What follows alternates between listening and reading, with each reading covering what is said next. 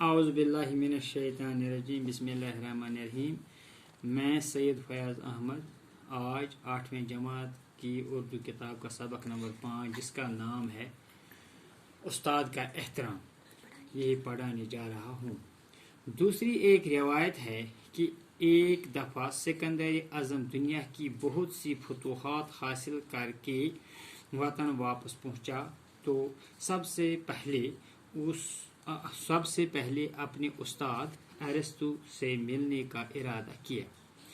इस गर्ज से वो अपने उस्ताद के यहाँ गया। जब वो मकान में दाखिल हुआ तो अरस्तु सहन में बैठा मज़े से धूप ताप रहा था।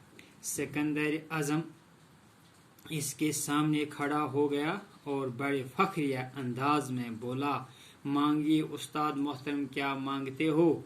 मैं अब दुनिया की हर चीज़ आपके कदमों में ला कर दूंगा। गरज उस्ताद का मुकाम नहायत बुलंद है। ये पैगंबरी का पेशा है, क्योंकि हर पैगंबर मुअल्लिम यानी तालीम देने वाला रहा है।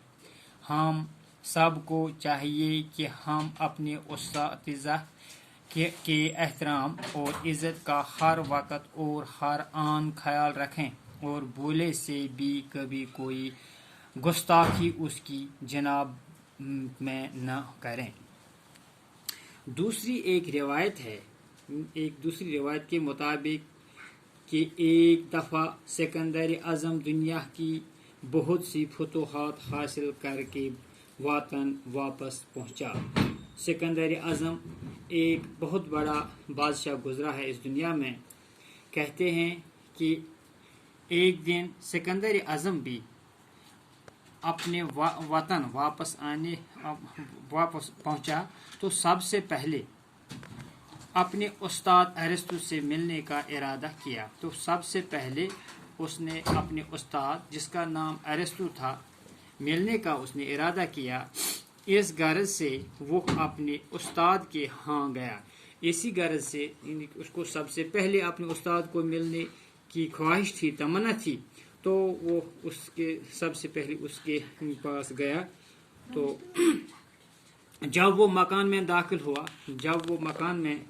हुआ तो अरस्तु सहन में बैठा मज़े से धूप ताप रहा था। तो अरस्तु जो था वो अपने मकान के सहन में मज़े की धूप ताप रहा था। सिकंदर आज़म इसके सामने खड़ा हो गया। सिकंदर आज़म जो ये बादशाह था, ये अपने उस्ताद के सामने खड़ा हो गया और फख्रिया अंदाज में बोला और फख्र से उसने बताया, मांगिए उस्ताद मोहतरम, क्या मांगते हो? मेरे उस्ताद मोहतरम, आप मुझे क्या मांगते हो? तो आप मांगिए इस वक्त। मैं अब दुनिया की हर चीज़ आपके कदमों में ला कर दूंगा। मैं दुनिया का हर एक चीज़ आपके कदमों के नीचे रखूंगा। गरज उस्ताद का मुकाम नहायत बुलंद है। गरज इस बात का गरज यह है, इस रिवायत का गरज यह है कि जो उस्ताद, उसका मुकाम जो है वो बहुत बुलंद होता है। ये पैगंबरी का पेशा है, क्योंकि हर पैगंबर मुअल्लिम, क्योंकि हर एक पैगंबर जो है ये मुअल्लिम है, तालीम देने वाला है, यानी तालीम देने वाला है। हम सब को चाहिए, हम सबों को ये चाहिए कि हम अपने उस्तातिज़ा के एहतराम और इज़्ज़त का हर वक्त और हर आन ख्याल रखें। तो हम सबों को ये चाहिए कि हम अपने उस्तातिज़ा जो हमारे हैं, हमें उनका एहतराम और इज़्ज़त हर वक्त करना चाहिए और भूले से भी कभी कोई गुस्ताखी उनकी जनाब में न करें। तो भूले से भी हमें किसी किस्म की गुस्ताखी उनके सामने नहीं करनी चाहिए। बाकी वसलम।